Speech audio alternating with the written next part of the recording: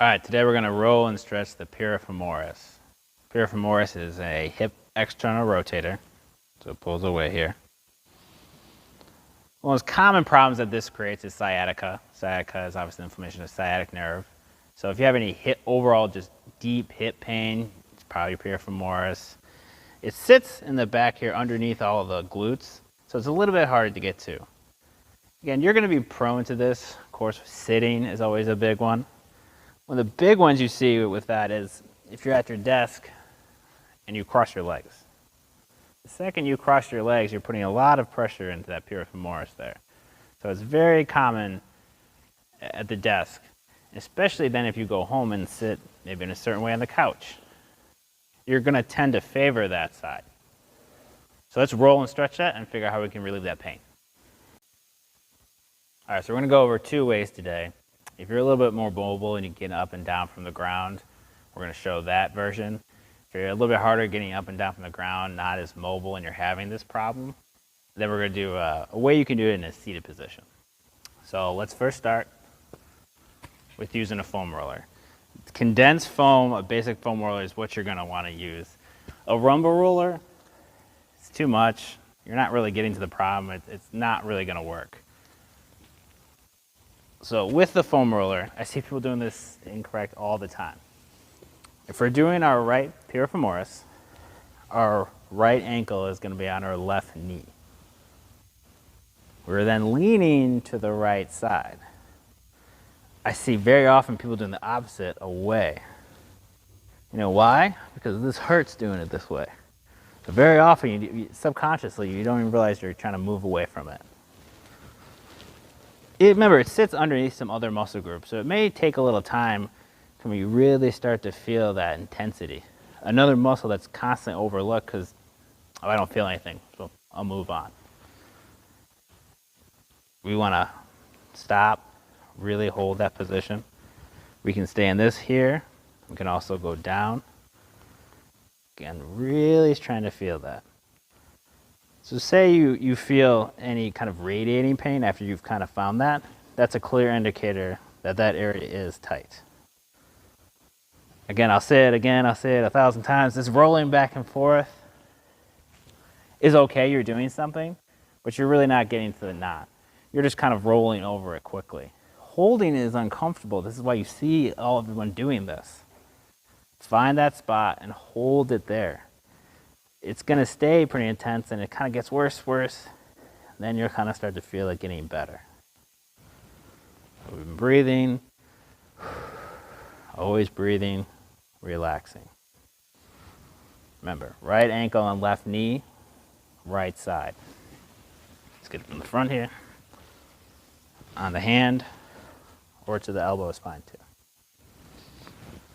A more intense way to do that is using with a tennis ball. If you can do this, great. It is very hard and uncomfortable. First, we concept the tennis ball. Just like we've done with the TFLs, we don't want to just jump on it. Want to find that spot. Kind of feel it. It's tight there. Then lifting the leg up. Again, if you can do this, more power to you. I can definitely feel that. So as long as you can relax, you're good. You can do this. Ideally, though, definitely starting with the regular foam roller. So now we'll move into the stretch of that. Most common one, and I would think kind of the best one you would do, is laying on the back, doing our figure 4. Where we're going to have our right ankle, just like we were foam rolling, on our left knee. We're then grabbing behind our left hamstring and pulling it towards our chest. Remember, static stretches are 30 seconds to a minute. I know you can see a bunch of different ideas behind that, 10 seconds, more dynamic stretch, but the general rule of thumb is 30 seconds to a minute.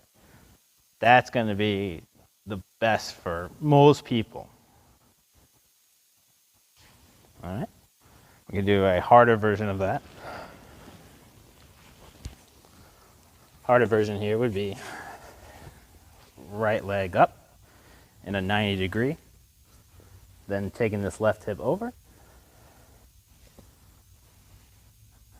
And then we're falling down, stretching that right glute.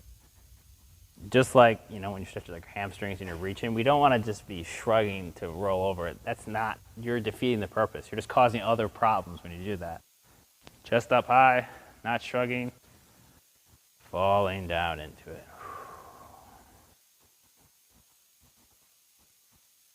All right. Next, we're going to go over how you can do this if you're not as mobile, a little maybe more restricted to in a seated position. That way you can still alleviate this.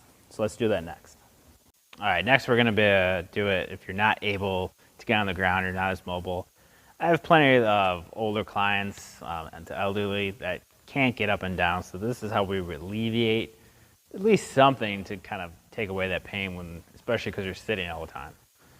So taking the tennis ball, for this instance, the tennis ball works. We're just talking about how the ground is really not going to work. We would take the tennis ball, same concept, we're going to that piriformis area. We're kind of leaning our weight to the right and then slowly leaning over on it. You can kind of use the hand to hold it there because it would want to slip out. And then we're there. To intensify that, obviously we would hold it there. And then we'd even try to lift the leg up. So now we're opening it, the same concept here that we did on the ground. And then we would just kind of lean our weight into it. I find it for someone who can't get on the ground here, it's either they feel it right away or it may, again, take you a pretty long time because it's just been sitting there so tight for so long, it takes time to kind of break it down. Whereas if you're on the ground, you're already moving around a lot. Here, it's laying dormantly tight almost. So we're leaning into it. Come off, come here. So you could stop here and just do this. We could roll it. And then you could actually stay in this position and actually stretch. For this one, obviously grabbing the hamstring is not going to work as well. We would just kind of take and push the right knee down. And especially if you're not as mobile up and down, you've got to hold this for at least a minute to really get the significant of a stretch. Again, you can get away with 30 seconds if you're mobile, a little bit younger and able to move. Here, these things have been rigid and tight for a while. So we want to hold it. And of course, breathing. All right, guys, that is how you foam roll and stretch the piriformis. Please like and subscribe. And remember, you can fix it.